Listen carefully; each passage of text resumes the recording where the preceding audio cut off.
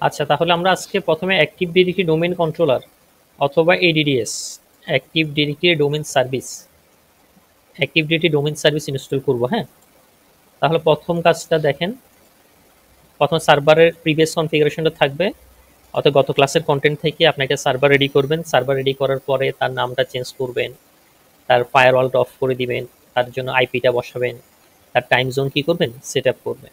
এগুলো হচ্ছে একটা সার্ভারের কি ইনিশিয়াল কাজ।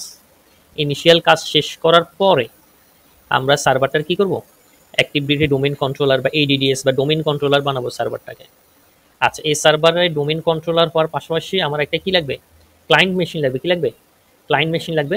আমার এখানে উইন্ডোজ 10 বা 11 আগে থেকে একটা ইনস্টল করা ছিল, অথবা আমরা উইন্ডোজ 11 একটা নতুন ইনস্টল দিয়ে দিতে পারি। ওকে, তাহলে আমি এখানে একটু দেখি আমার এখানে উইন্ডোজ 10টা পাওয়ার অন হয় কিনা। আর এইটাতে দেখেন আমার আছে কত জিবি র্যাম,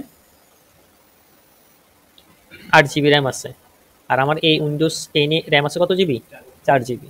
8 এ 4 কত, 12 জিবি। আমার মেন মেশিন চলার জন্য আরও 4 জিবি আছে। ঠিক আছে, আমার ব্রাউজিংয়ের বিভিন্ন ব্রাউজারটা অফ করে দিই, তাহলে আমার র্যাম কি অন্যদিকে কনজিউম হবে না, শুধুমাত্র এখানে এই র্যামগুলো ইউজ হবে, তাহলে আর কি হবে না, স্লো হবে না।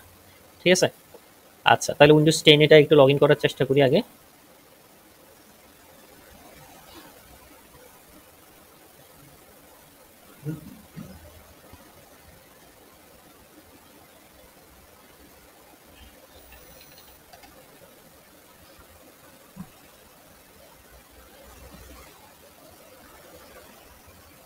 আচ্ছা, উইন্ডোজ 10 নেটওয়ার্ক অ্যাডাপ্টার কিসে আসছে সেটা চেক করি। এটা হোস্ট অনলিতে আছে। ঠিক আছে, তাহলে আর তাহলে আমার এখন আরেকটা কাজ হবে, সার্ভারের সাথে উইন্ডোজ ক্লায়েন্ট মেশিনের কানেক্টিভিটি এস্টাবলিশ করা। আর কানেক্টিভিটি এস্টাবলিশ হয় কিসের সাহায্যে, নেটওয়ার্কিং এর সাহায্যে, মানে আইপির সাহায্যে। এখানে আইপি বসানো আছে কত, একটা ডিফারেন্ট আইপি বসানো আছে। আমরা এখানে আমার সার্ভারের সিরিজের আইপি বসাই দিব। কি বসাবো, সার্ভার সিরিজের আইপি বসাবো। মনে করেন সার্ভারে ছিল 1.10, তো আমি এখানে বসাই দিচ্ছি 192.168.0.20। সার্ভার হচ্ছে 0.10, 192.168.0.11 হচ্ছে গেটওয়ে। আর আমরা বলছিলাম সার্ভারে যে আইপিটা থাকবে, যেহেতু এখন পর্যন্ত আমার সার্ভার, আমাদের এখানে ডিএনএস সার্ভার কনফিগার করা নাই, সার্ভারের আইপিটাই ক্লায়েন্ট মেশিনের কি হিসেবে ইউজ হবে, ডিএনএস হিসেবে ইউজ হবে। আচ্ছা, এতটুকু করবেন। এতটুকু করার পরে আমরা দেখব যে আমি এখান থেকে সার্ভারকে রিচ করতে পারি কিনা। সিএমডিতে গিয়ে পিং 192.168.0.10, আমার ক্লায়েন্ট মেশিন থেকে সার্ভার রিচেবল হয়েছে। আবার সার্ভার থেকে ক্লায়েন্ট মেশিন রিচেবল কিনা সেটাও চেক করব।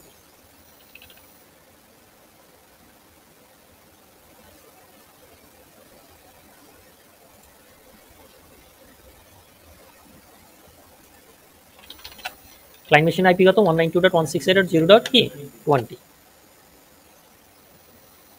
এটা কি না, রিকোয়েস্ট টাইম আউট, অর্থাৎ সার্ভার কাকে পাচ্ছে না, ক্লায়েন্ট মেশিনকে পাচ্ছে না। এখানে না পাওয়ার আরেকটা কারণ হতে পারে ফায়ারওয়াল। আমরা এটার ফায়ারওয়ালটাকে অফ করবো। কার ফায়ারওয়ালটাকে, ক্লায়েন্ট মেশিন। এই জন্য আমরা কি করাইছি আপনাদেরকে দিয়ে, ফায়ারওয়ালগুলো অফ করাইছি কোথায়, সার্ভারে। উইন্ডোজ ডিফেন্ডার,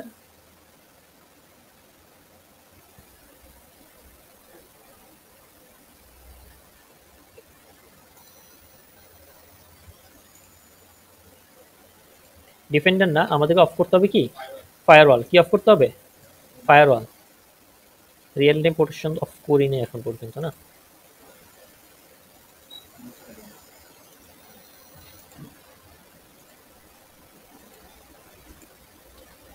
উইন্ডোজ ফায়ারওয়াল এখান থেকে আসবেন, এই টার্ন অফ করে দেবেন, turn off Windows firewall, turn off Windows firewall. ঠিক আছে, কই থেকে, system security, Windows firewall, customize setting থেকে। ওকে, এখন সার্ভার থেকে দেখেন, আশা করি পিং পাবো। বুঝছেন ফায়ারওয়াল কি সমস্যা করে, বোঝা গেছে। তো ভিএমওয়্যারে ভার্চুয়াল মেশিনে মাঝে মধ্যে এটা প্রবলেম করে ফায়ারওয়াল। এখন আমি যদি পিং না পাই, আমাদের মধ্যে তো কানেক্টিভিটি এস্টাবলিশ হবে না। আমাদের মধ্যে প্রথমে কি করতে হবে, নেটওয়ার্কিং করতে হবে। নেটওয়ার্কিং করা মানে হচ্ছে কি পাওয়া, একজন একটা সার্ভারের সাথে একটা আরেকটা সার্ভারের, একটা হোস্টের সাথে আরেকটা হোস্টের কি করা, রিচেবল করা। ওকে, তাহলে প্রথমে এভাবে দুইটা মেশিন রেডি করবে, একটা সার্ভার, আরেকটা হচ্ছে কি ক্লায়েন্ট মেশিন। সার্ভার থেকে ক্লায়েন্ট মেশিন পিং পাবে, ক্লায়েন্ট মেশিন থেকে সার্ভার কি পাবে, পিং পাবে। এরপর আসেন আমাদের এডিডিএস, অ্যাক্টিভ ডিরেক্টরি ডোমেইন কন্ট্রোলার। এরপর আমরা কোথায় আসতেছি, এটাতে অ্যাক্টিভ ডিরেক্টরি ডোমেইন কন্ট্রোলার অথবা কি এডিডিএস। অর্থাৎ আমি আমার এই সার্ভারটাকে এখন ডোমেইন কন্ট্রোলার বানাবো। এটার জন্য প্রথমে যাইতে হবে manage, add role and features, next role based or feature based installation, এগুলো নিয়ে আগে কথা বলছি। আপনারা নিজেরা করার সময় আবার লেখাগুলো পড়বেন, পড়ে কি আগাবেন। Select a server from a server pool, এখানে সার্ভার অনেকগুলো সার্ভার থেকে সার্ভার পুল থেকে একটা সার্ভার সিলেক্ট করতে হইতে পারে, সেগুলো সামনে দিয়ে করবেন। আমাদের আপাতত একটাই সার্ভার, তাহলে একটা যেটা আছে সেটা লিস্টে আছে, ওইটার মধ্যে আমরা করতেছি। আমাদের অপারেটিং সিস্টেম হচ্ছে Microsoft Windows server 2025 data centre evaluation. ঠিক আছে, এই প্রত্যেকটা লাইন পড়ে দেখে এরপরে নেক্সটে যাবেন। তাহলে আমরা যেটা করতে চাচ্ছি সেটা হচ্ছে active directory domain service, ADDS, যে রোলটা ইনস্টল করতে চাচ্ছি সেটা কি active directory domain service, ADDS। Add ফিচার্সে ক্লিক করলাম, এটা চেকমার্ক হয়ে গেল। নেক্সটে ক্লিক করব।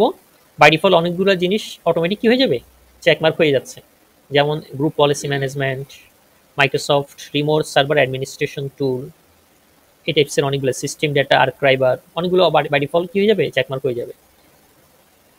এরপরে দেখেন active directory domain service stores information about users computers and other device on the network. Active directory কি কাজ করে সেটা এখানেও আপনাদের একটা ভালো ডেফিনিশন কি পাবে। ADDS helps administrators securely manage this information and facilities resource sharing and collaboration between users। অর্থাৎ আপনার প্রতিষ্ঠানে যতজন ইউজার আছে, যতটা কম্পিউটার আছে, তাদের সবার ইনফরমেশন স্টোর থাকবে কোথায়, অ্যাক্টিভ ডিরেক্টরি ডোমেইন সার্ভিসে। এটার সাহায্যে আপনি সিকিউরলি সবাইকে রিসোর্সগুলো শেয়ার করতে পারবেন, সবাইকে কি করতে পারেন, মেনটেন করতে পারবেন। Things to note to help ensure that users can still log on to the network in case of server outage. Install a minimum of 2 domain controller for a domain.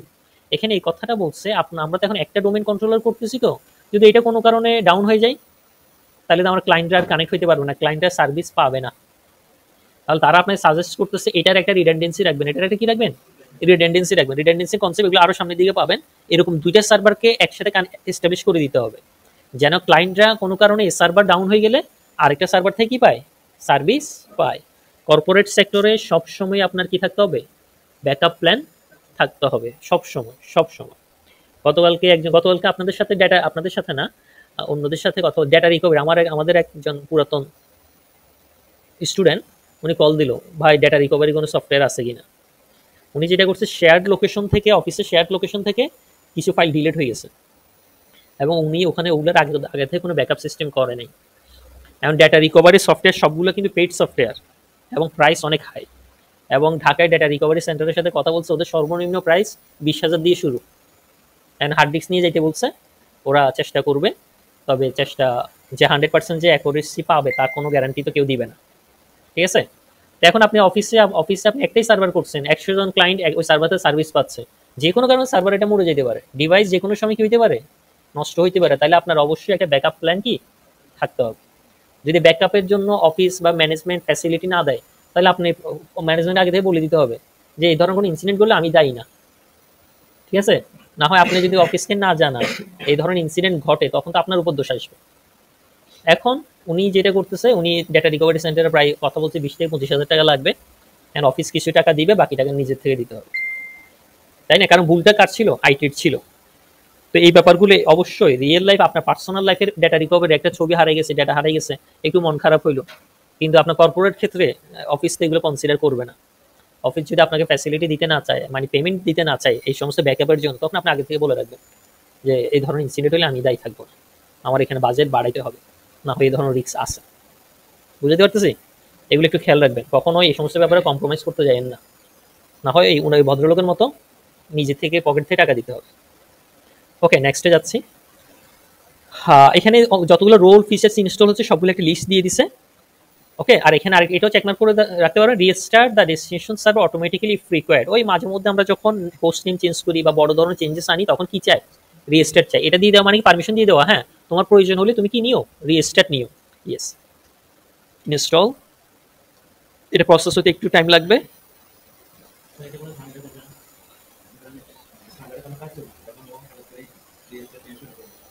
আপনাকে notification দিবে, এরপরে resist নিবে, নিজে নেবেন, মানে এই process হওয়ার সময়, এটা আপনি কাজ করতেছেন, প্রসেস হওয়ার সময় রেজিস্টার্ড একটা রিকোয়ারমেন্টস আসেই মাস্ট, এটা দিয়ে দিলে অটোমেটিক কাজটা হয়ে যাবে, আপনাকে ম্যানুয়ালি করতে হবে না আর কি।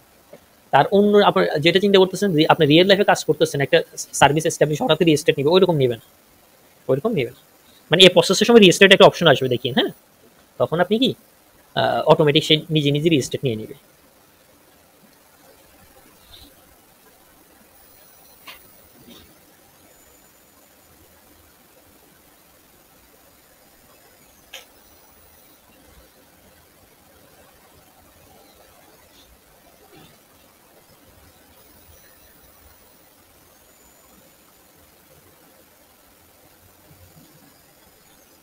হয়ে গেছে দেখেন, configuration required installation succeeded on lab, এটা হয়ে গেছে।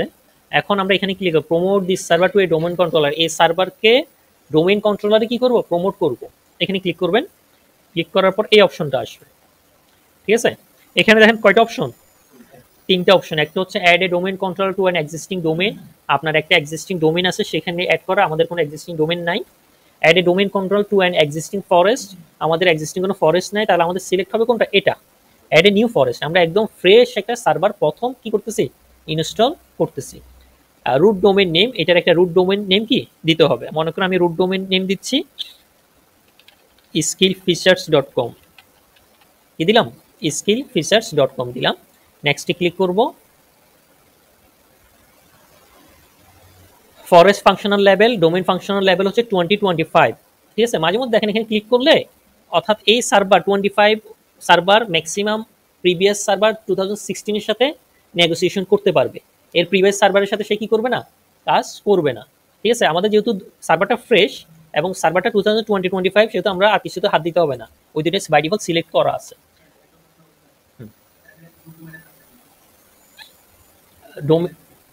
হ্যাঁ, ডোমেনের কাজে হইলো যে সেন্ট্রালি সবকিছু কি করা, ম্যানেজ করা। ডোমেনের আবার কি করা যায়, ক্যাটাগরাইজ করা যায়। আমরা তো এখন রুট ডোমেনে ইনস্টল করতেছি, মনে করেন আপনার আরেকটা ব্রাঞ্চ অফিস হবে, আমার এই অফিসের ডোমেন হইলো ঢাকা অফিস বা skillfeatures.com, আমার আরেকটা ব্রাঞ্চ অফিস হচ্ছে ঢাকায়, তাহলে সেটা হবে চাইল্ড ডোমেন, তাহলে সেটা ডোমেন নাম হবে কি ঢাকা.skillfeatures.com। ওকে, আচ্ছা, এরপরে এখানে একটা পাসওয়ার্ড দিতে হবে, এটাকে বলা হচ্ছে ডিএসআরএম পাসওয়ার্ড। ডিএসআরএম পাসওয়ার্ড হচ্ছে পাসওয়ার্ডের একটা রিকভারি। এখানে আপনারা যেহেতু লেবার প্র্যাকটিস করতেছেন তাহলে সেম পাসওয়ার্ডে দিয়ে দিতে পারেন, তবে এটা হলে একটা রিকভারির জন্য এটা কি দিতে হয়, পাসওয়ার্ড দিতে হয়। আমি একটা পাসওয়ার্ড দিয়ে দিচ্ছি। সার্ভারের সমস্ত পাসওয়ার্ডে কমপ্লেক্স পাসওয়ার্ড হইতে হবে, নর্মাল পাসওয়ার্ড দিলে সে নিবে না। নেক্সট নেক্সট এখন আপনার ডোমেন নেমটাকে আবার সে ভেরিফাই করে চেক করে দেখাবে, ক্যাপিটাল লেটারে দেখাবে, ঠিক আছে। কি চলে আসলো, স্কিল ফিচার্স চলে আসলো। নেক্সট, এই দেখেন এখানে তিনটা কোশ্চেন, তিনটা, অর্থাৎ এই সার্ভারের ডেটাবেজের ফাইলগুলো এই লোকেশনে থাকবে, সি এর, উইন্ডোজের এনটিডিএস এ থাকবে, লগ ফাইলের ইনফরমেশনগুলো এখানে থাকবে, সিস ভলিউম ফোল্ডারগুলো কই থাকবে, এই লোকেশনে থাকবে। অর্থাৎ সার্ভারের যে বাই ডিফল্ট অনেকগুলো ফাইল জেনারেট হবে, ফাইলগুলোর মধ্যে তিনটা ক্যাটাগরি, একটা হচ্ছে ডেটাবেস, একটা লগ, আর একটা কি সিস্টেমের ভলিউম, সেগুলো এই লোকেশনে যে থাকবে সেটা আপনারা একটু করে দেখাই দিল। আচ্ছা, এরপরে এতক্ষণ যা কাজ করছেন এই কাজগুলার ভিউ স্ক্রিপ্ট, এই সমস্ত কাজ আবার কি দিয়ে করা যায়, কমান্ড দিয়ে করা যায়।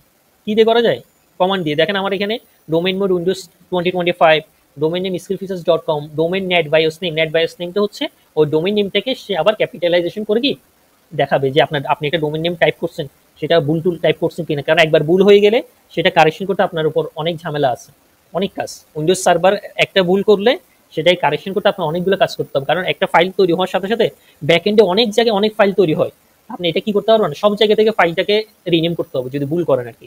তো সেই জন্য আপনাকে ডোমেন নেমটা সে কয়েকবার দেখাইছে, আপনি এটা লিখছেন, আপনি বানান ঠিক লিখছেন কি।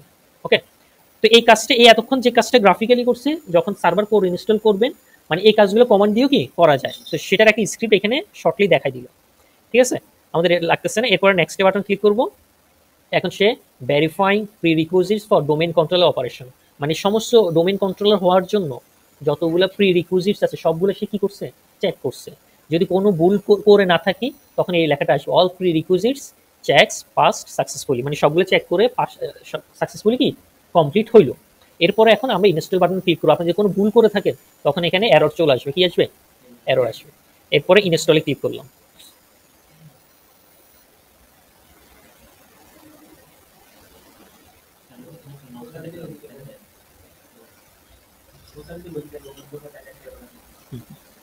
মানে যে কোনো ধরনের ভুল করলে, মানে কোন স্টেপ ভুল করে আসলে এখানে এসে আপনি আটকাই দিবে, তখন আপনি ব্যাকে গিয়ে আবার কি করতে হবে, ঠিক করে আসতে হবে।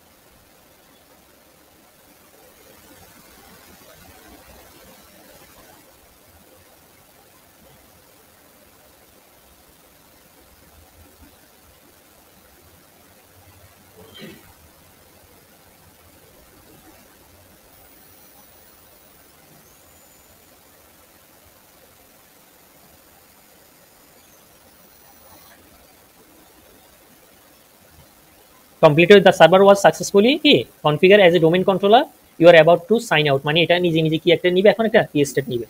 ক্লোজ করে দিলাম, এটাও ক্লোজ করে দিলাম, এটাও ক্লোজ করে দিলাম, সে নিজে নিজে রিস্টার্ট নিয়ে নেবে।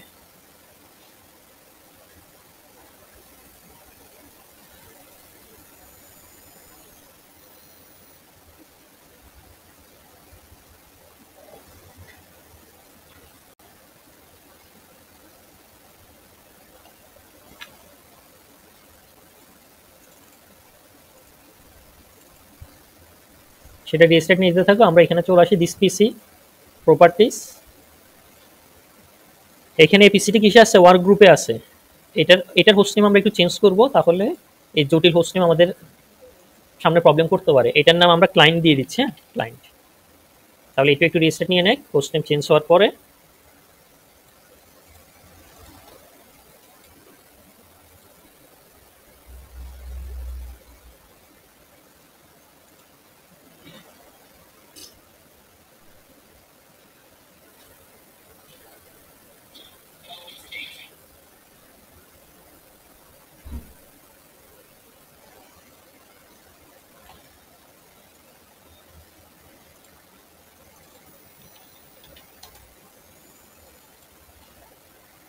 এক্ষেত্রে রিস্টার্ট নেওয়ার পর একটু সময় লাগতে পারে, কারণ ব্যাকএন্ডে এখানে অনেকগুলো গ্রুপ পলিসি, তারপর ওই active directory domain service related সার্ভিসগুলো কি হচ্ছে, কাজ করতেছে, সেই জন্য।